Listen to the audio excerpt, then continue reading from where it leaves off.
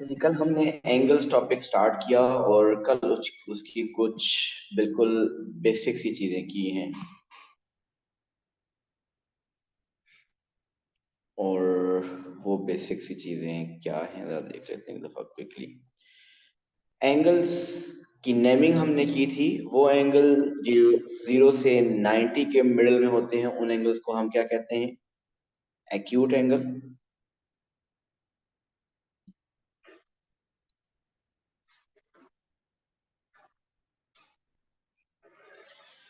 Exactly right angle क्या होता है? The angle which is exactly 90 degree उसको राइट एंगल कहते हैं। What is obtuse angle? The angle which is more than 90 and less than 180, that is called obtuse angle. Straight angle 180 degree.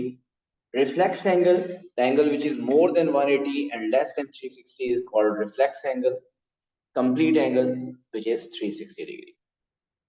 Complementary angles क्या होते हैं? वो angles जिनका सम 90 होता है उनको हम कॉम्प्लीमेंट्री एंगल्स कहते हैं। लाइक 30 एंड 60 ये कॉम्प्लीमेंट्री एंगल्स हैं। 80 एंड 10 ये कॉम्प्लीमेंट्री एंगल्स हैं। सो वो एंगल्स जिनका सम 90 है उनको कॉम्प्लीमेंट्री एंगल्स कहते हैं। सप्लीमेंट्री एंगल्स कौन से होते हैं? जिनका सम 180 हो, मीन 180 हो गया। 30 एंड 150, जिन एंगल्स का सम 180 है दे आर सप्लीमेंट्री एंगल्स। सो इनको चीजों को कुछ यूज किया और कल हमने कुछ क्वेश्चंस किए। आगे चलते हैं। एंगल्स जब पैरेलल लाइन में इन्वॉल्व होते हैं,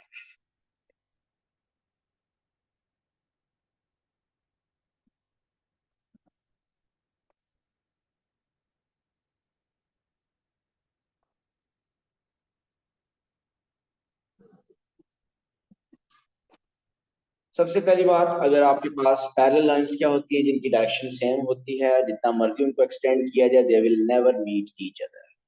अगर एक ये लाइन हो और एक ये लाइन हो, these two lines are parallel.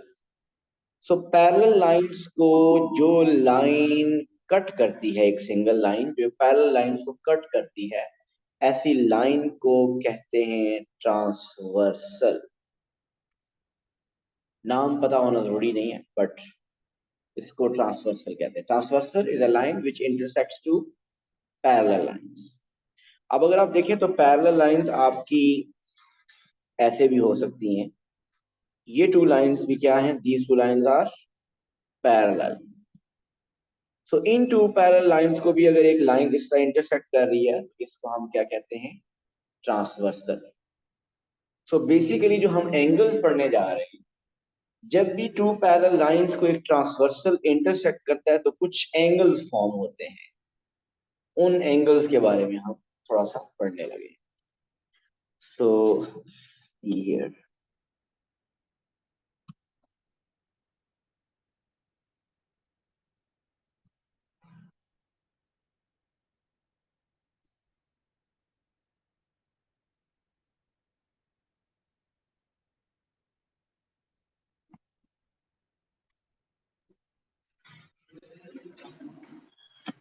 suppose these are two parallel lines and there is a transversal intersecting these two parallel lines.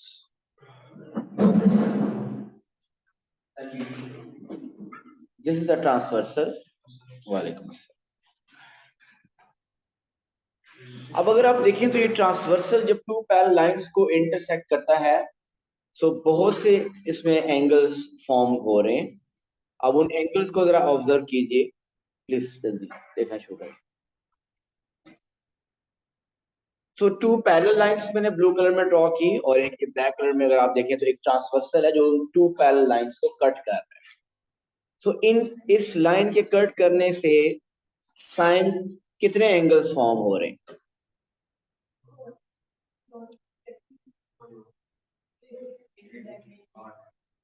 आपको इसी में करूँ देखिए, बाकी शायद फिर थोड़े से पीछे रह के समझ जाए। ठीक है, गॉट इट। सो 8 एंगल्स बनते हैं। कौन से 8 एंगल्स? देखिए, एक एंगल ये बन रहा है, एक एंगल ये बन रहा है, 3 4 5 6 7 8। So overall total 8 angles form होते हैं। हम इन 8 एंगल्स के बारे में डिस्कशन करने लगे कि वो जो एंगल्स बनते हैं उनकी क्या नेमिंग होगी। सो सबसे पहले कॉरेस्पॉन्डिंग एंगल। देखिए आप कह सकते हैं कि एक पेयर इस तरफ बनता है, एक इधर, 4 एंगल्स बनते हैं और 4 एंगल्स इधर बनते हैं। इनका आपस में भी क्या रिलेशन है वो भी हम देखेंगे।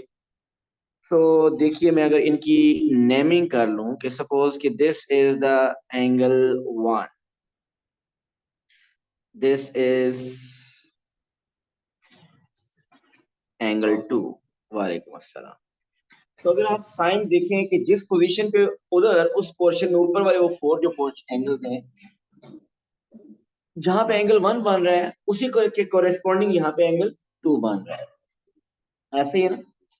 अगर मैं angle 1 and angle 2 are corresponding angles. यहाँ पे angle 1 and angle 2 are corresponding angles.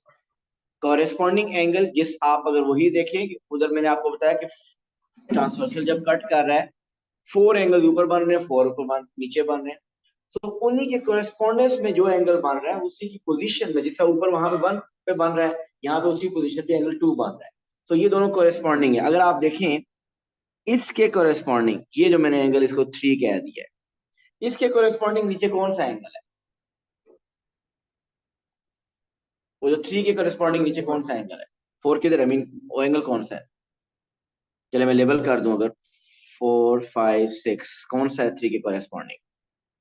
तो 4 उसके कोरेस्पॉन्डिंग है। जिस पोजीशन पे वहां 3 बन रहा है उसी पोजीशन पे यहाँ पे एंगल 4 बन रहा है। यस, वो उसकी बात करता हूँ ऐसे से। चले फिर हम बात करें कि कोरेस्पॉन्डिंग एंगल्स क्या है। ओके, अब अगर मैं यहाँ पे एक नेमिंग करता हूँ एंगल की कि this is the angle 5, further मैं लिख देता हूँ दिस इज 6, और भी बहुत से एंगल्स हम इनको यहाँ पे लेबल कर सकते हैं। This is 7, this is 8। तो सबसे पहले हम लिखना चाहते हैं कि इनमें कॉरेस्पॉन्डिंग एंगल्स कौन से हैं।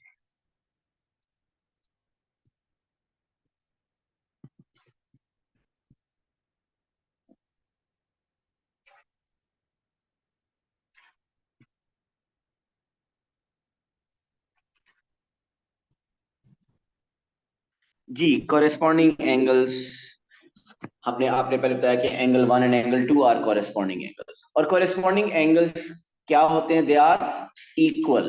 अगर आपको पता चल गया इसमें कॉरेस्पॉन्डिंग एंगल्स क्या हैं, so the corresponding angles are equal. So इसका मतलब एंगल 1 के कॉरेस्पॉन्डिंग आपने बताया था एंगल 2 है।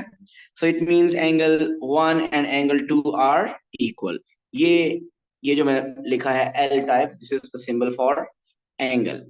सो angle 1 is equal to angle 2 because angle 1 and angle 2 are corresponding angle। बताइए एंगल 3 का corresponding कौन सा है? एंगल 4। थोड़ी देर पहले आपने बताया था। सो एंगल 3 के corresponding is angle 4। So angle 3 and angle 4 are equal। Angle 5 के corresponding बताइए कौन सा है? 7। So angle 5 and angle 7 are equal। and angle 6 and angle 8, so angle 6 and angle 8 are equal. So these are the 4 pairs of corresponding angles. Got it? And corresponding angles are equal. Next is vertical angles, या इसको कहते हैं vertically opposite angles।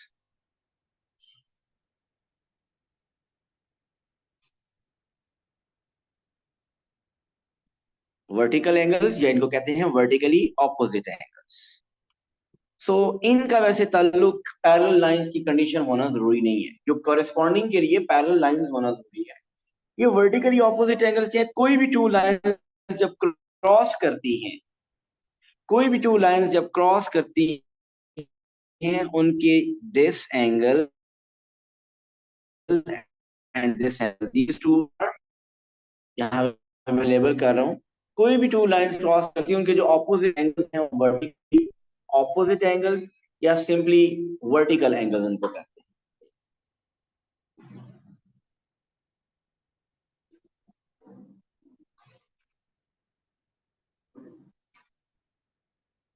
So here ये जो मैंने two angles label किए हैं, these two angles are vertically opposite angles and vertically opposite angles are equal. इसी तरह ये दूसरा जो पेयर बनता है, इधर देखिए अभी ये एंगल और ये एंगल, ये भी दोनों क्या हैं, vertically opposite angles and they are also equal.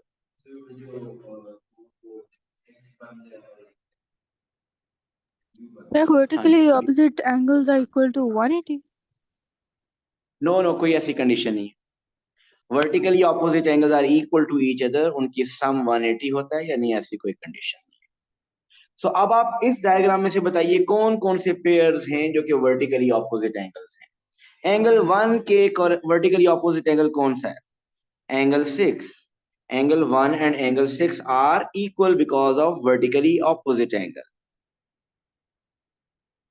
Angle 3 is equal to angle 5. Reason? They are vertical angles, vertically opposite angles. Angle 2 is equal to angle 8 because they are vertically opposite angles.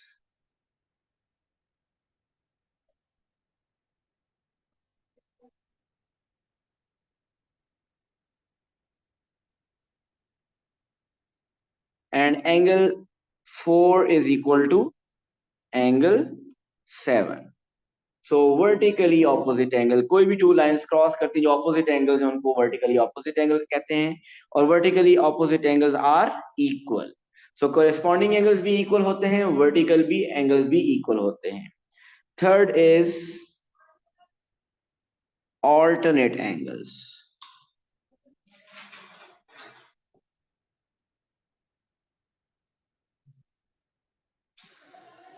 So alternate angles कौन से होते हैं? Alternate angles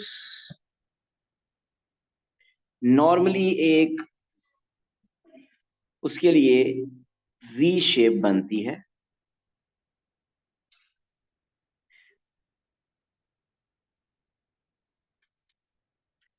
उसमें जो shape बनती है angles में, जी shape बनती है. कैसी जी शेप बनती है?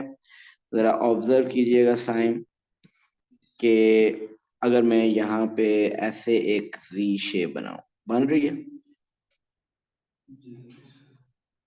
इस जी शेप में ये जो मैं जी शेप बनाऊं, जब जी शेप बनती है तो टू एंगल्स फॉर्म होते हैं. कौन से टू एंगल्स बनते हैं? एक एंगल ये बनता है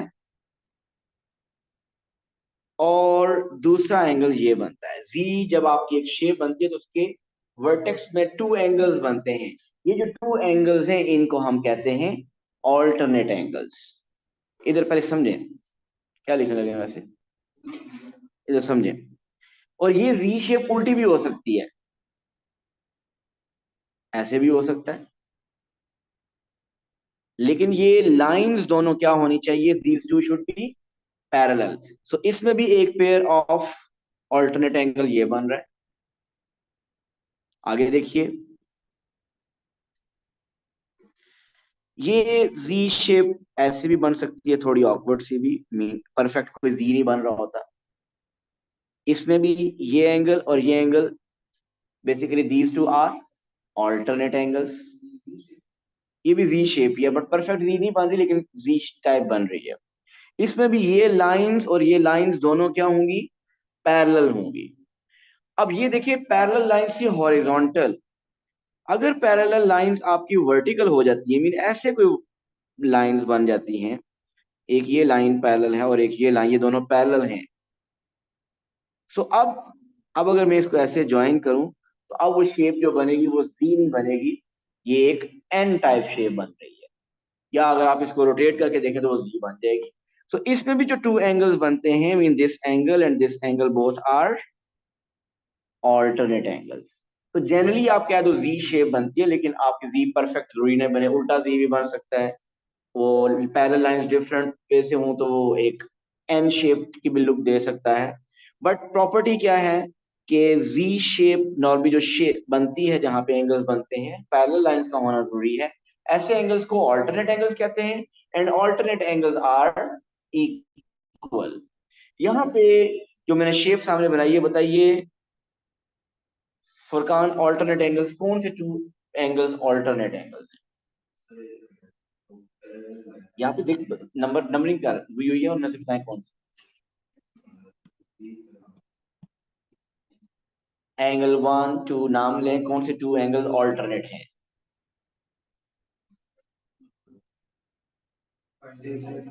6 एंड 2 अगर आप देखें तो ये एक जी शेप बन रही है और जब ये जी शेप बन रही है तो angle 6 and angle 2 these are alternate angles ठहर ये समझ आया 6 and 2 so angle 6 and angle 2 are alternate angles तो पहले ये लिख लेते हैं so angle 6 is equal to angle 2 these are alternate angles okay कोई और पेयर इसमें बताइए ऑल्टरनेट एंगल्स का जी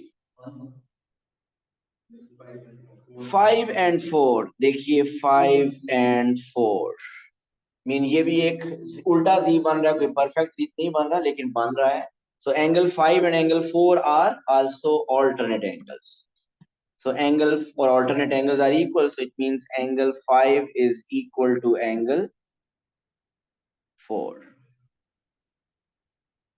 वैसे तो यहाँ पे जो एंगल 1 का भी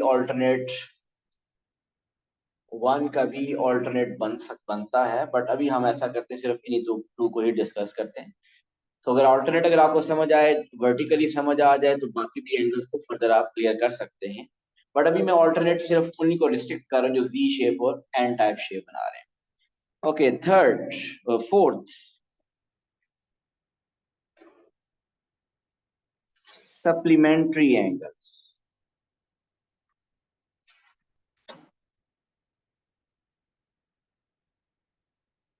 Umar, we did supplementary angles yesterday. What are supplementary angles?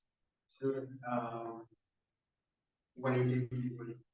Yes, वो टू एंगल्स जिनका सम 180 होता है उनको सप्लीमेंट्री एंगल्स कहते हैं मीन नॉर्मली अगर मैं बात करूं तो 30 and 150 are supplementary 80 and 100 are supplementary 10 and 170 are supplementary so यहाँ पे सप्लीमेंट्री एंगल सो अभी तक हमने जितने एंगल्स पढ़े हैं corresponding vertical alternate they are equal लेकिन सप्लीमेंट्री एंगल्स क्या होंगे वो एंगल्स जिनका सम 180 होगा सो यहाँ पे कौन से एंगल सप्लीमेंट्री हैं नॉर्मली अगर बात की जाए अगर आइडेंटिफाई करना हो तो वो एंगल्स जो एक सी शेप बनाते हैं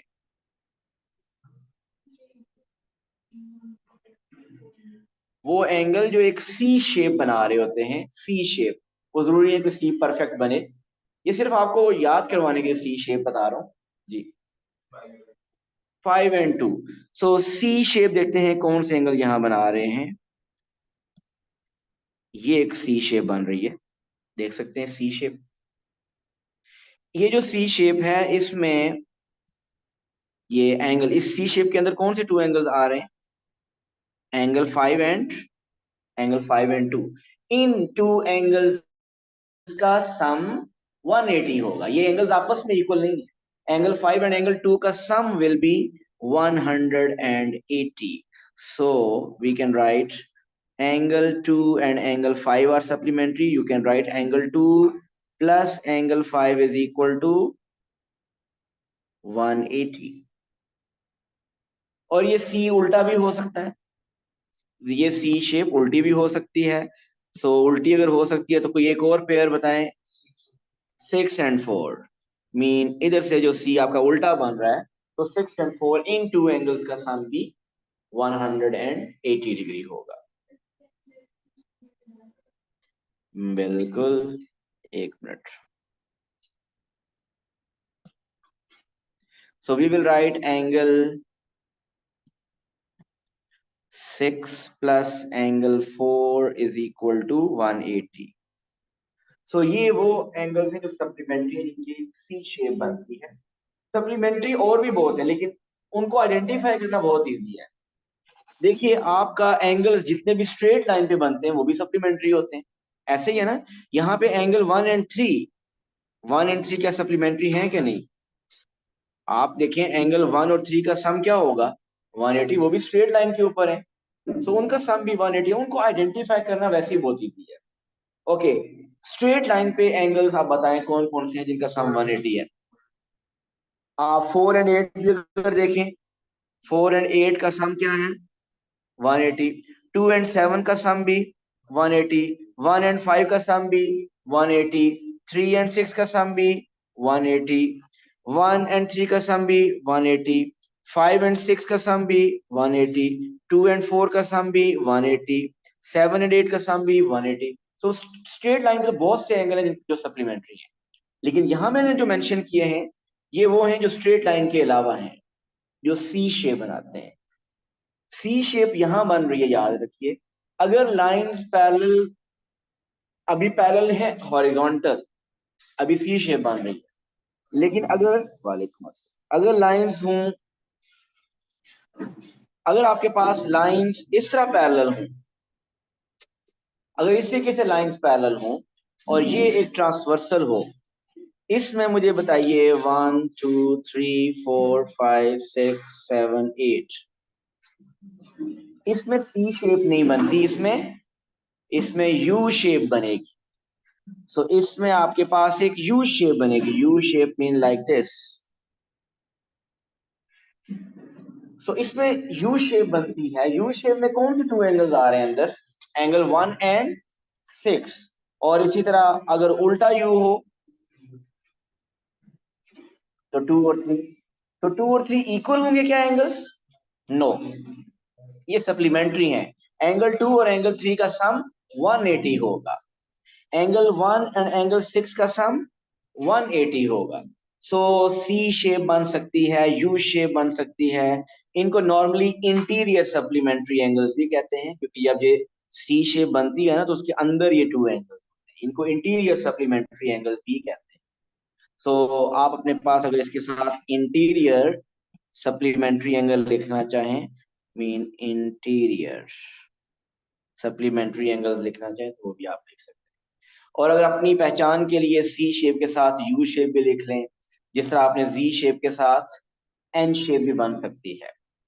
सो पैरेलल लाइंस जब भी फॉर्म होती है तो इस तरह के कुछ पेयर्स ऑफ एंगल्स बन रहे हैं। हमने 4 एंगल्स डिस्कस किए हैं।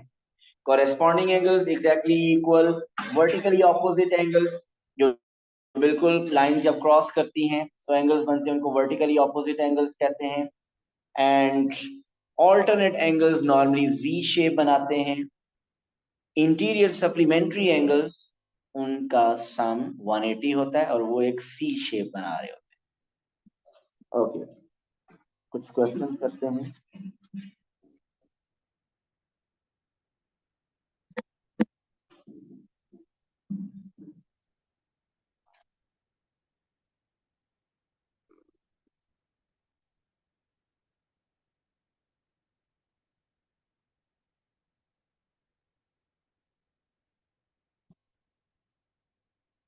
Mustafa, what's the name of this shape?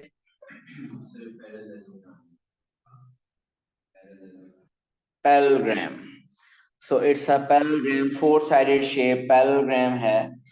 और आपने पैरेलल लाइन में क्या पूछना है? टू लाइंस जो एक्सटेंड होती हैं, जब जितना मर्जी उनको एक्सटेंड कर लिए जाए, they will never meet with each other, so these are called parallel lines.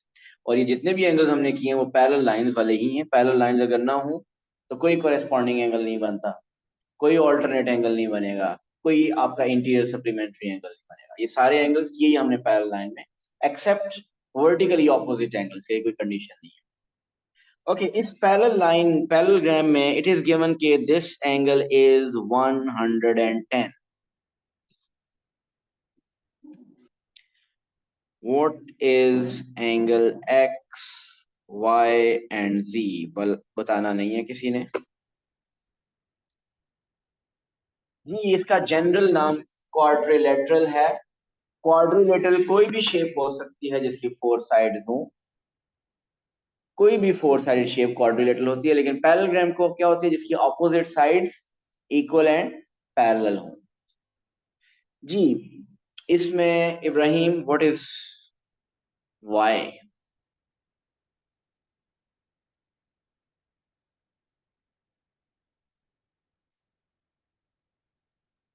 आपका क्या नाम है? मुजम्मिल, एक ही क्लास में दोनों? वाई का कुछ है आइडिया क्या? अननोन, क्या बात है। वो हमारे लिए अननोन, मैं आपको चाहता हूँ कि आप बता दें कि ये नाउन बन जाए हमारे लिए। वाई क्या है, वाई की वैल्यू क्या है? 90। 110 जी। पैरेललोग्राम की एक प्रॉपर्टी ये है कि इसके ऑपोजिट एंगल्स इक्वल होते हैं। सो ऑपोजिट एंगल्स अगर इक्वल हैं और वो अगर एंगल 110 है तो इसका मतलब ये एंगल भी क्या होना चाहिए? 110। So the property is opposite angles of a parallelogram are equal, so y is 110। और अब हमें बताएंगे फुरकान, what is x?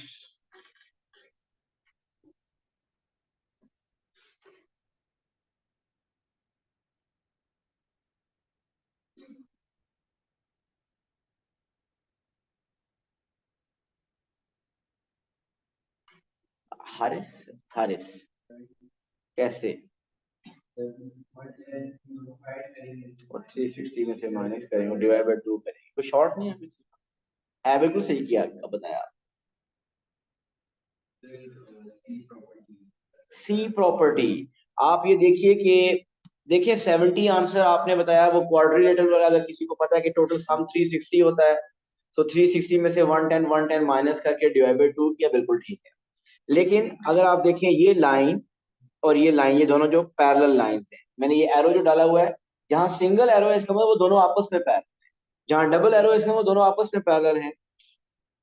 सो इनको अगर आप कनेक्ट करें इस तरीके से, सो ये एक सी शेप बन रही है ना, सी शेप। सो जब भी आपके पास एक सी शेप बनती है, उस सी शेप के अंदर वाले इंटीरियर एंगल्स, उनका सम हमेशा 180 होता है।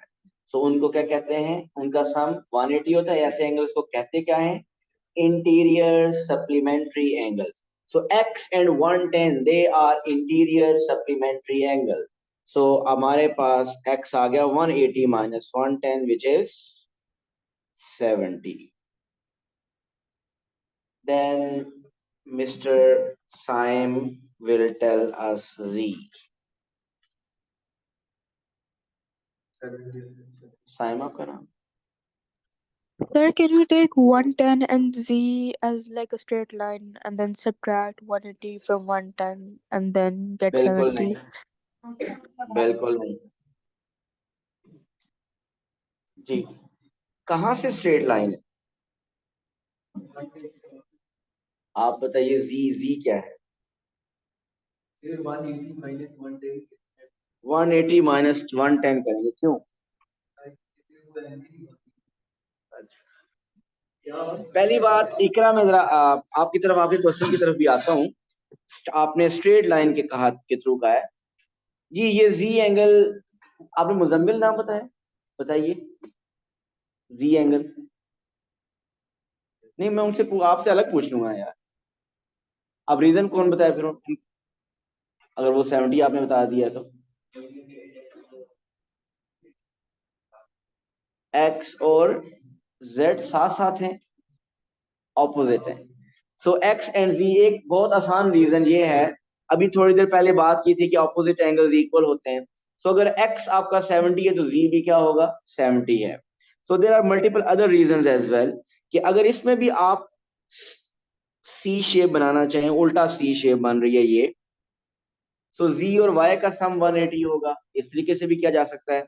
एक और रीजन देखें तो इसमें उल्टा यू भी बन सकता है, उसके भी इंटीरियर 110 और जी उसके थ्रू भी आपके पास आ सकता है।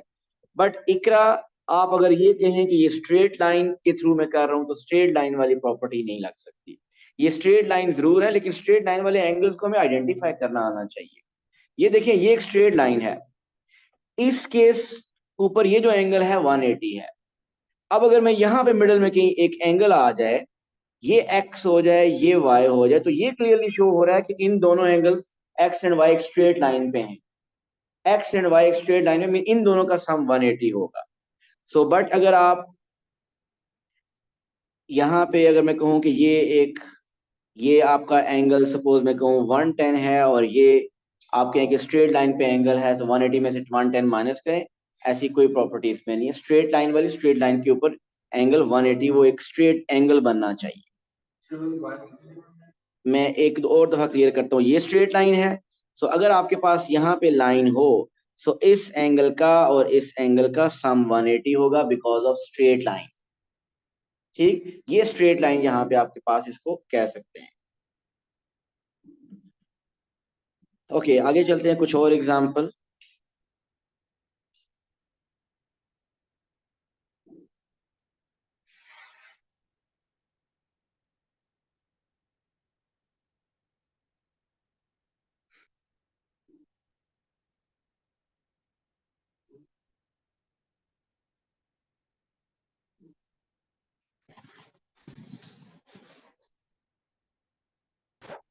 Okay, these two lines are parallel। जब ये एरो का सिंबल आएगा, it means these two lines are parallel। और ये जितनी प्रॉपर्टीज पड़ी हैं, कॉरेस्पॉन्डिंग एंगल्स, ऑल्टरनेट एंगल्स और फिर इंटीरियर सप्लीमेंट्री एंगल्स, ये पैरेलल लाइंस पे ही अप्लाई होंगे। Okay, here it is given, this angle is given 120, this angle is given 50। what is angle X and Y? But before that, one question, what is the name of this shape? Trapezium क्या होती है?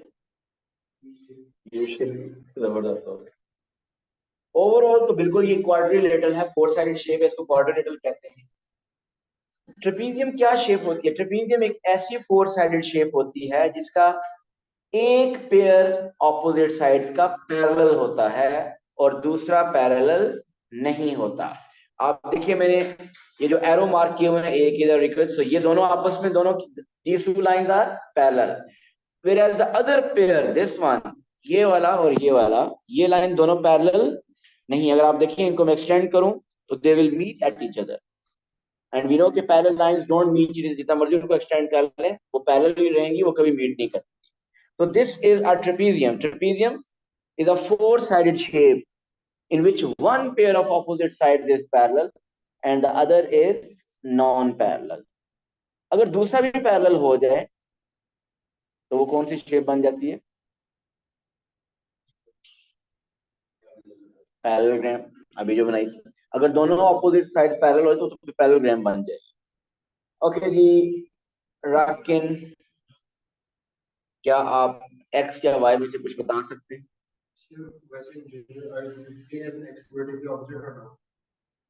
Fifty and x no. Vertically opposite के लिए lines cross करती हैं ऐसे, और ये एंगल और इसका ये एंगल, ये वर्टिकली ऑपोजिट एंगल है। राकिन, एक्स और वाई कुछ भी क्या कैलकुलेट कर सकते हैं आप?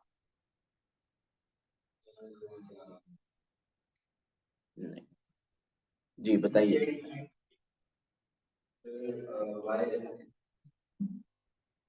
Okay, right. तो कौन सी प्रॉपर्टी लग रही है यहाँ पे? बिल्कुल ठीक है,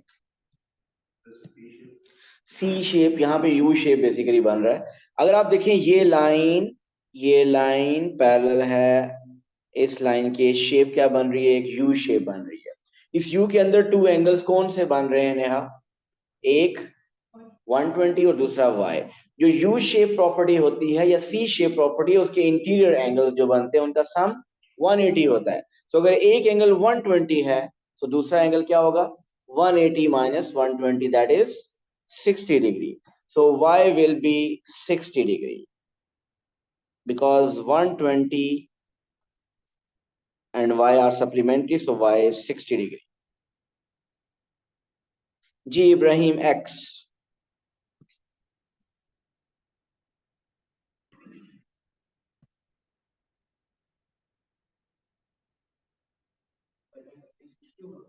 x क्या होगा?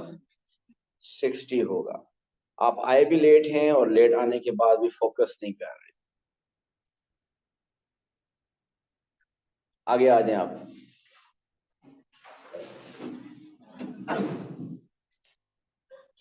जी आंसर तो मुस्तफा ने बता दिया। उमर रीजन बताइए। एक्स उन्होंने बताया।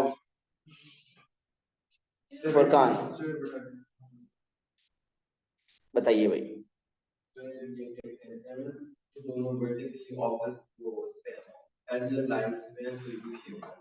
बिल्कुल, ये लाइन यू शेप बन रही है, नो डाउट परफेक्ट नहीं बन रही, लेकिन यू शेप इसमें भी बन रही है। आपकी लाइंस जो पैरेलल हैं वो यू शेप बेसिकली बनाते हैं। तो उनके जो इंटीरियर मिडिल में टू एंगल्स बनते हैं, they are interior supplementary. So 50 and X are interior supplementary angles. So 50 और x का सम इज 180। तो अगर 180 इनका सम है, एक एंगल अगर 50 है, then what will be x? सो 180 माइनस 50। x को फाइंड करने का ये मैंने एक मेथड हमने कर लिया जो हमें मुस्तफा ने बताया। अगर x के को फाइंड करने का कोई और मेथड भी था? बिल्कुल सही है। एक ट्राइंगल के तीनों एंगल का सम क्या होता है? ट्राइंगल के तीनों एंगल का सम क्या होता है? 180। एक क्वाड्रिलेटरल के चारों एंगल का सम क्या होता है? 360। सो आप इसको यूं भी कर सकते थे, क्योंकि y अगर आपने कर लिया 60, आपको 120 पता, 60 पता, 50 पता, आपको तीन एंगल इस क्वाड्रिलेटरल के पता थे। इन तीनों को ऐड करें और 360 में से माइनस कर दें, तो आपके पास वो फोर्थ एंगल आ जाएगा। सो इस मेथड से भी आप एक्स फाइंड कर सकते हैं। ठीक हो गया?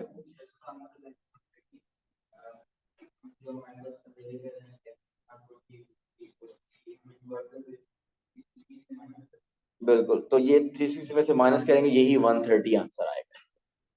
तो एक्स को फाइंड करने के फिर टू मेथड्स हैं। एक वो यू प्रॉपर्टी वाले के थ्रू भी, और क्वाड्रिलेटरल की ओवरऑल एक प्रॉपर्टी के थ्रू भी कर सकते हैं।